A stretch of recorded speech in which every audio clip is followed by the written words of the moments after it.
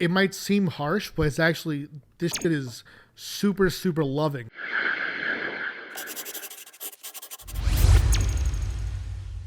What would be if somebody wanted to crowdfund a book in 3 months, and that's their first foray into crowdfunding, I guess, a Kickstarter? What would be a quick bit of advice? Yeah, I do have advice here, and this might actually seem, it might seem harsh, but it's actually, this shit is super, super loving, this advice. My advice is to ask less, to ask fewer questions, and to watch more. When I when I first started to use Kickstarter, dude, the amount of campaigns that I studied and that I emulated was, I mean, I looked at everything. Me too. Yep. You have to. Kickstarter, they make it so easy. You go to comics, you sort by most funded, by most successful, and you can look at what works. It's literally right there.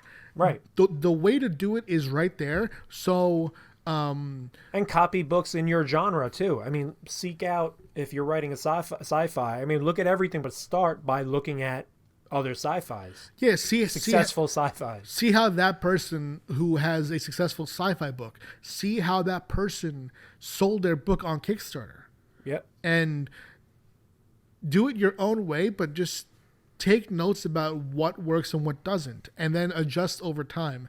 Like, for example, the biggest cue that I have when I'm talking to someone about their campaign having a problem is when they ask questions that they wouldn't have needed to ask. Like like the most basic shit is like, what kind of rewards should I do? It's like, that's a very, very basic question. So my thought would be, my answer to that, obviously I can say things like, I do prints, I do enamel pins, and then I can tell them my growth over time. That the truth is, I realize that people care way less about prints than you think, than I thought personally. So I have dramatically cut down the amount of prints I do, and I've changed to having like 2 prints and an enamel pin. And then I would, in the past, I would charge for a bookmark, but now people don't really want a bookmark, but they'll take it as a free stretch goal, so I'll put it as a stretch goal, you know? Right. And yeah. I could say that, and that might be helpful.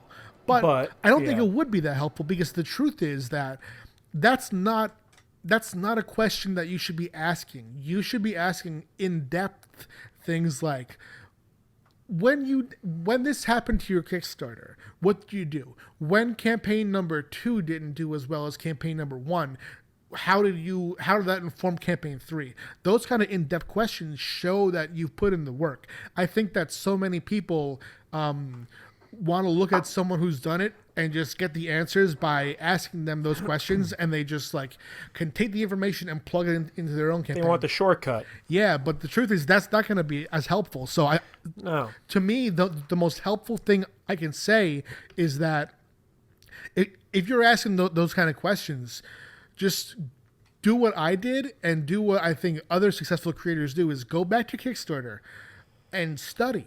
You know, take the time to look at those campaigns.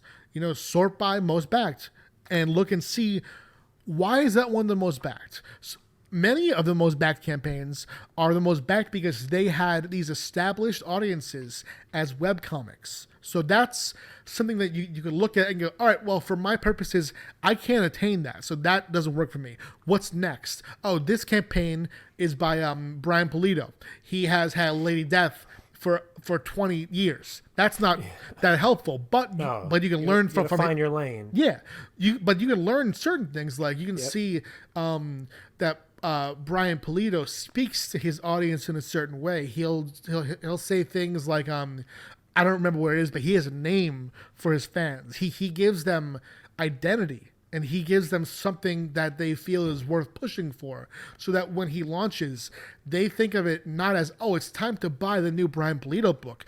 They think of it more as, oh, it's time for me to do what people like me do. I'm a blank. Say for example, he calls them the deathers. I don't think that's what it is. But say I'm a deather. I want this next book to be the biggest one yet. So I'm gonna be there at launch. I'm gonna take that home. Take it, dude. Yeah. And yeah, he's been able to like to make his marketing part of the identity of his readers. So that's something that you can learn from. But then just scroll down more and see campaigns that are successful but a bit smaller. See what they did. See how they got it, and just learn that way. That's how I did it. Yeah, no, that's exactly how I did it too, and I've given that advice. There's a few people, well, one person in particular who came to me years ago, and he just said, "Hey, can I call you and let's talk about Kickstarter? I just want to know how to do it." But then that's it. So not even a specific. And my advice was that. Yeah. And I couldn't. I almost felt bad not walking him through it, but I think he wanted me to.